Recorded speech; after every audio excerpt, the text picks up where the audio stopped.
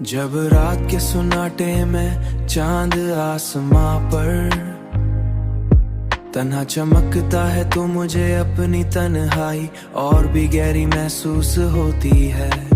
जैसे कायनात भी मेरे दिल की खामोश कहानी सुन रही हो, खामोश कहानी सुन रही हो, खामोश कहानी सुन रही हो। मैंने अपनी आंखों में कई ख्वाब बसाए थे जो तुम्हारी मुस्कुराहट की रोशनी से रोशन थे, और अब दिल के आंगन में सिर्फ यादों के चिराग जलते थे, यादों के चिराग जलते रहते हैं।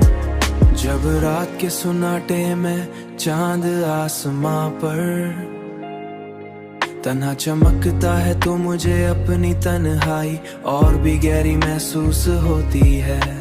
जैसे कायनात भी मेरे दिल की खामोश कहानी सुन रही हो, खामोश कहानी सुन रही हो, मेरे दिल की खामोश कहानी। मैंने अपनी आंखों में कई ख्वाब बसाए थे जो तुम्हारी मुस्कुराहट की रोशनी से रोशन थे, और अब दिल के आंगन में सिर्फ यादों के चिराग जलते थे, यादों के चिराग जलते रहते हैं। सिर्फ यादें यादें, खामोश कहानी खामोश कहानी।